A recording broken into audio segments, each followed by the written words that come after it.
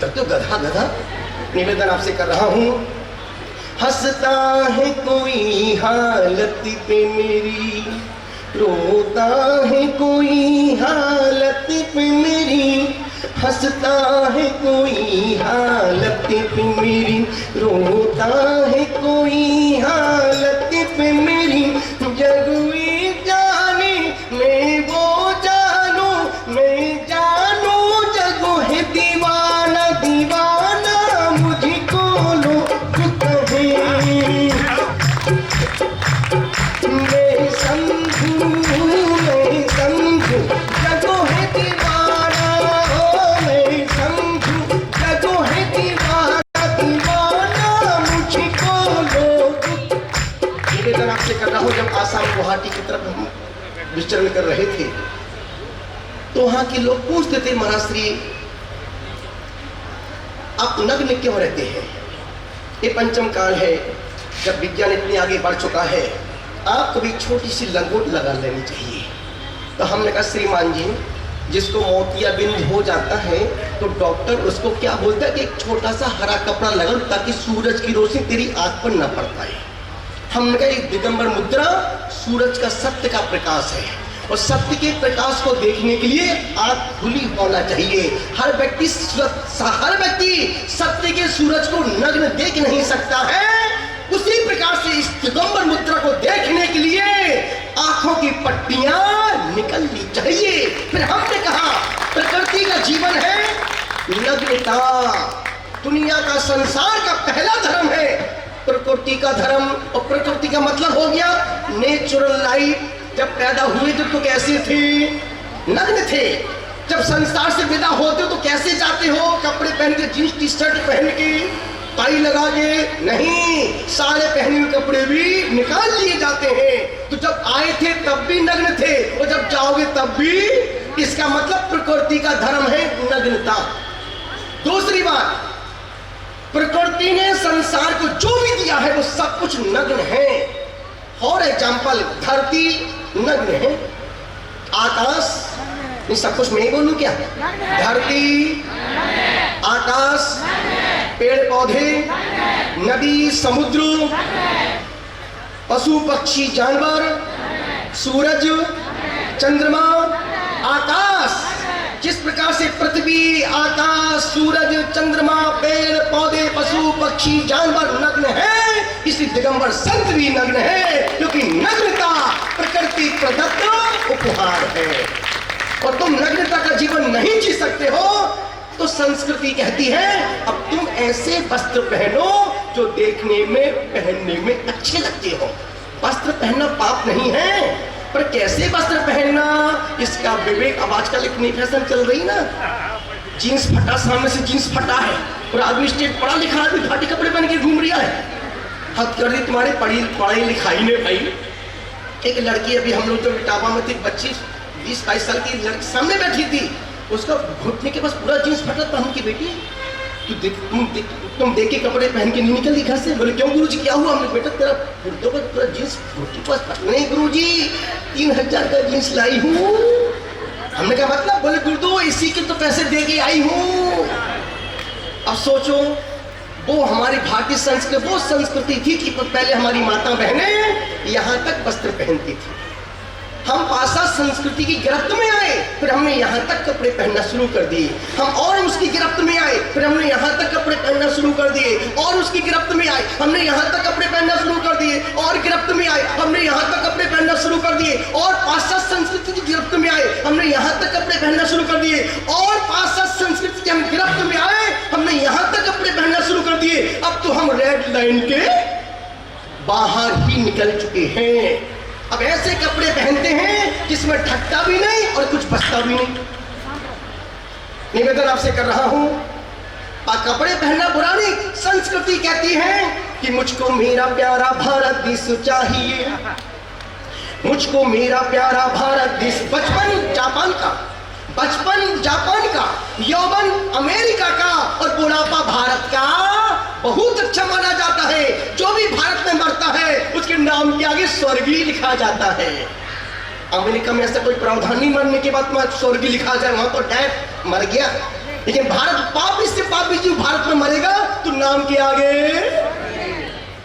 तो मुझको मेरा प्यारा भारत देश चाहिए। भारतीय संस्कृति कितनी पवित्र है।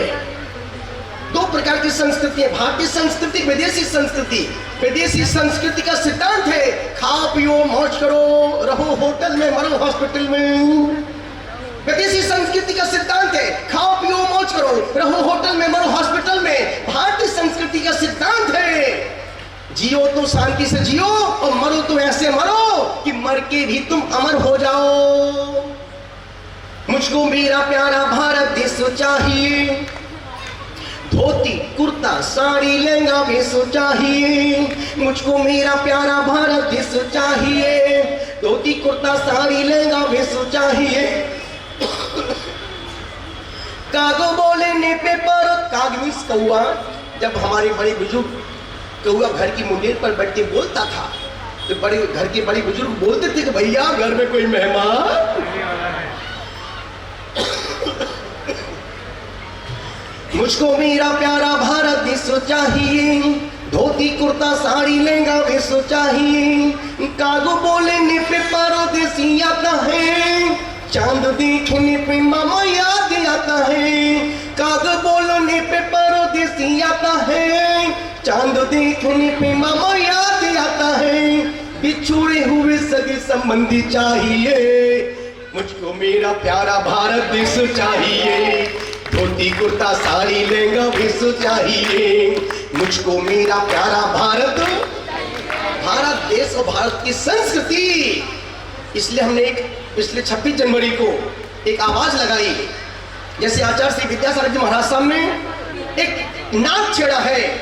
अब भारत को इंडिया को भारत को इंडिया नहीं भारत कहो, क्योंकि हम भारतीय संस्कृति के रहने वाले हैं। और उन्होंने कहा कि अपने इंग्लिश पढ़ना पूरा इंग्लिश हर व्यक्ति को आना चाहिए, पर हिंदी भी। आजकल के बच्चों बोलो बेटा 18 तारीख को आ जाना, मम्मी 18 कितना होता है। तो बच्चों को समझिए 18 तारीख, 18 का मतलब बेटा 23 तारीख को आना, मम्मी 23 कितना होता है। तो लगाओ बताओ 23 कितना होता है।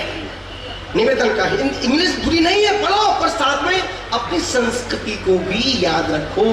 तो हमने संख्यानाद किया था कि भारतीय रुपए पर जो भारतीय रुपए हैं उस पर जो लिखा गवर्नमेंट, बहुत अच्छी बात होना ही चाहिए, पर उसमें एक ऐसा सूत्र लिख जाए जो ना हिंदू का हो, ना मुसलमान का हो, ना सिख का हो, ना क्रिश्चियन का हो। वो सिर्फ भारतीय संस्कृति का सूत्र हो। वो सूत्र ऐसा सूत्र हो जिसमें हिंदू भी हो, मुसलमान भी हो, सिख भी हो, ईसाई भी हो और साथ में जैन भी हो। और वो सूत्र है जियो और दुनिया का हर व्यक्ति जीना चाहता है। अब हिंदू हो तो भी जीना चाहता है, मुसलमान हो, सिख हो, ईसाई, कोई भी मजहब का व्यक्ति हो, कोई व्यक्ति मरना। और ये सूत्र में कोई ना महावीर है, ना मोहम्मद है, ना जीसस है और ना इसमें राम है। इसमें तो संपूर्ण धर्म का सार है जियो और। ये सूत्र भारतीय संस्कृति का यदि रुपए पर छप जाए तो भारत की संस्कृति फिर से सोने की चिड़िया बनने में फिर देर नहीं लगे। निवेदन आपसे कर रहा हूं तो पहला पुण्य जिंदगी में मरने से पहले, रिपीट, पहला पुण्य समय शिखर, दूसरा पुण्य अयोध्या, तीसरा पुण्य द्रोणेश्वर बाहुबली, चौथा पुण्य किसी व्यक्ति की जिंद इच्छा होते देखना, पांचवा पुण्य किसी साधु की समाधि हो रही हो उसको जाके देखना और उसकी समाधि होने के बाद उसके जब अंतिम संस्कार हो रहे हो तो उसकी 3 परिक्रमा लगा करके हे परमात्मा मेरी पूजा भक्ति सेवा का फल मेरी भी समाधि ऐसी ही हो। ये 5 पुण्य जिंदगी में कर लिए तो तुमने जैन कुल में मनुष्य कुल में पैदा होने के बाद तुमने वो पुण्य सत्कर्म कमा लिए। अब तुम मरने के बाद सम्राट के घर में ही पैदा होगे, अब तुम भटकने वाले नहीं हो। तो निवेदन कर रहा था, मैनपुरी आया, तीसरी बार मैनपुरी आया हूं। पहली बार गुरुदेव के साथ में आया था, दूसरी बार पंडित जी ने बुलाया तो आ गया था, मरासी चट निकलो जब, और पंडित जब भी अभी फिर से नया शुरू कर दिया, जब गुरुद्वारा सब में शिकर जाएंगे फिर से मेन पूरी होते हुए जाएंगी। हमने तो कमाल कर दी भाई। आपने निवेदन आपसे कर रहा हूं, तो पंडित जी नहीं अटैचमेंट बोलता है, जिससे जिसको लगाव हो जाए।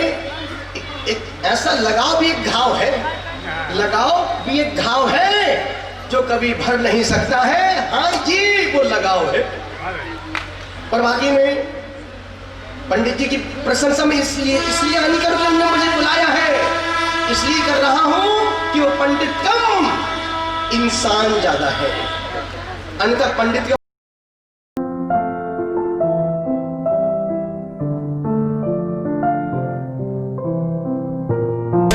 जैन हलचल देखते रहें, रोजाना आपके मोबाइल पे भी आएगा जैन हलचल।